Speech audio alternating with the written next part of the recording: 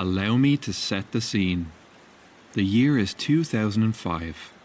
It's a cold, rainy day, and you're all wrapped up warm inside with nothing to do. You've ordered a pizza, you've got snacks and your favourite CD playing. You go boot your Windows XP PC and load up that game that everyone won't stop talking about, World of Warcraft. You ponder on if you'd like to join the Mighty Horde or the Brave Alliance. You read through the class descriptions, trying to decide what's the best character for you. You've made your decision. An orc warrior. Big, strong, fierce. You watch the opening cutscene and begin your first quest. Beating the crap out of these guys!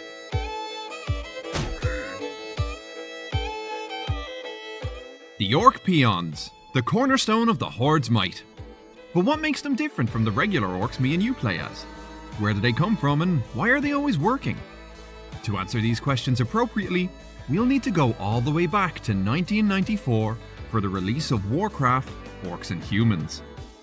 For those of you who may not know, World of Warcraft is a direct descendant from Blizzard's real-time strategy series, Warcraft.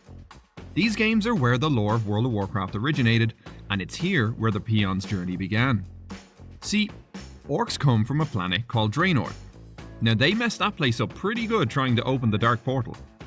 But before all that, they were a tribal and shamanistic race who mostly kept to themselves. Their main goal was, and still is, survival. For the orcs, that didn't always mean hiding away. Survival could mean taking the fight to the enemy's door, standing up to larger threats, or complete takeovers. Because of this way of living, orcs hold strength, valor, and independence as prized traits among their people, going as far as basing their society around them. No, seriously, like their entire society. Referring to the Orc History section of the Warcraft 1 manual, our order of ascension is a simple one. Only the strongest survive. All matters of politics or dispute are settled in open debate. Each orc has the right to make heard their arguments as long as they can back them up with fact or steel. It shows us right off the bat what orcs value most in their people. In a society based around proving your worth, weak and cowardly orcs have no place. This way of life is how they decide who the peons are. I think the Warcraft 2 manual describes best what a peon actually is. The label of peon denotes the lowest station amongst those in the orcish horde. Inferior in all skills of import, these dogs are relegated to menial tasks such as harvesting lumber and mining gold. Downtrodden, the orc peons slave thanklessly to please their overseers. In orc society, the peons are the lowest of the low.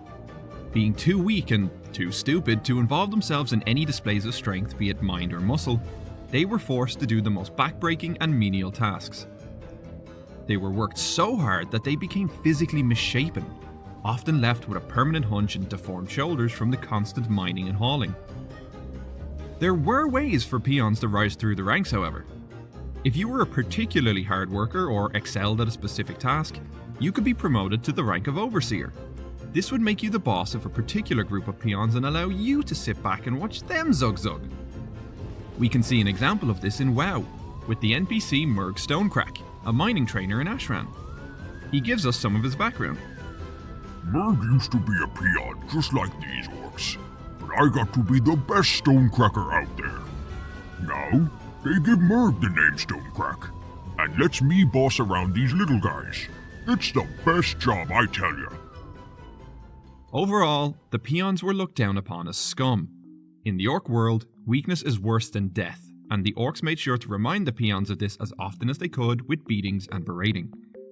That was until the coming of Orc Jesus himself, Thrall. Once Thrall took over as war chief during the Third War, he began campaigning for the fair treatment of peons, seeing them as equals of the Horde for all the hard work they do. He believed the Horde would be nothing without the constant labour of the peons and urged his fellow orcs to stop beating and harassing them. Even though there were some orcs that didn't agree, the overall treatment of peons vastly improved under Thrall's leadership. Because of this, they now felt an overwhelming need to please their overseers, pushing to get more results and shockingly found themselves being brave for the sake of their war chief. Ukor here is a great example of this. In his quest A Peon's Burden, He tells you of his great journey from Razor Hill to the Valley of Trials to deliver a bundle of food. However, when he arrived, he found that the valley didn't actually need any food, so he asks you to take the unused food back to Razor Hill for him. While a pretty mundane quest for you and me, it would have been unheard of for a peon to put themselves in any kind of danger during the First War. It's a sign of major growth and shows that Thrall may have been right. By the end of the Third War, the perception of the peon began to change for the better among the Horde. So much so that every year on September 30th, they celebrate Peon Day. Peon Day is a national holiday in Azeroth celebrating the legend of a peon who saved the world. Legend has it that long ago, the leaders of the two races, Orc and Human, each called upon a lowly worker and assigned him a great task. This task had to be finished by the end of the day, lest the world suffer grave consequences. Working diligently, both completed their task 4 minutes before the day ended.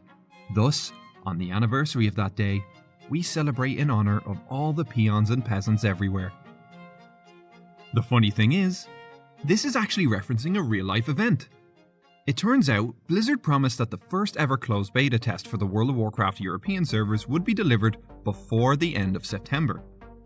As the month of September went by, there was no beta to be found. By the 30th, players gave up all hope as the final hour approached. It seemed as if Blizzard would fail to deliver their promise.